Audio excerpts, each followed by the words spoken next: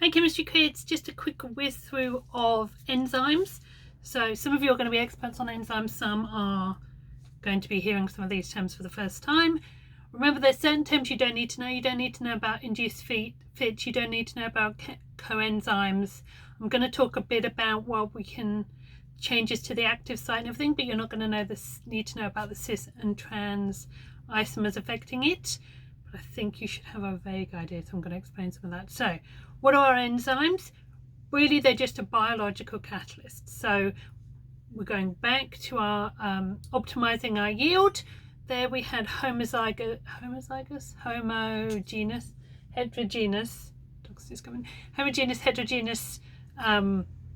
catalysts we were adding to increase our yield. So basically that's what we're doing, but they're going to be very specific. So they're going to be very specific for whatever reaction we have happening in our body. So the amylase in your mouth is very specific, the catalase in your liver, the lactase that's breaking down the milk products, very specific jobs. And you have, I have no idea how many, like countless amounts. If you do biology, biochem, you'll learn about all kinds of cascades and tens, like countless, and they're probably discovering more and more as we go through. So they're unlike our platinum or whatever, where you can just put it almost anywhere. Oh, I'll bung it in that one, I'll try it in that one, I'll do it in that one. These are really, really specific for each reaction that they're working with. So what they're doing is they're lowering that activation energy. Remember our graphs where you had that big hump going like that from reactants to products. This is making that hump much smaller. You'll see in the books, bit of paper, you'll see in the books this kind of arrangement.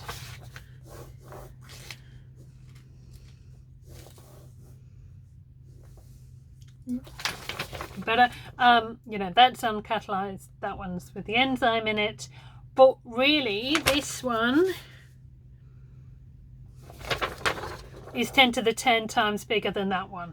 So a lot of our functions just wouldn't happen. We wouldn't have life as we know it without these enzymes making things happen and making them happen. So remember, catalysts, we can keep using them, so we don't have to make a new enzyme every time we are breaking something down or putting something together. They just keep working and working until they get worn out, and then, you know, they might get damaged or something.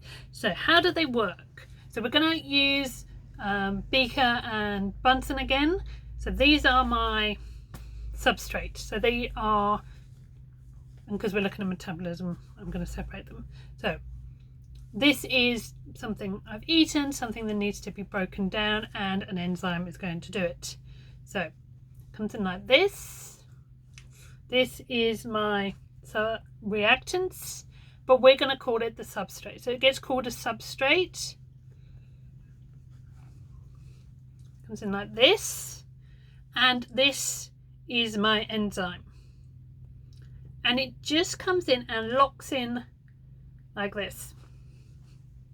So it locks in, and then the enzyme has an action that will, because it's metabolism, break these up. So it's going to break it up, and then we have our two products. So fits in like a key in a lock. This is the same shape, it stays the same shape. I'm squashing, stays the same shape, and then they get split up. And now I've got two monosaccharides or fats or whatever the enzyme is. So now I've got my two. If something happens and we have a change to one of these, so we've got a change to my structure of my protein that's going in. There's a change to an amino acid, or we'll look at conditions later. There's a change to the conditions. Right now I've got something else.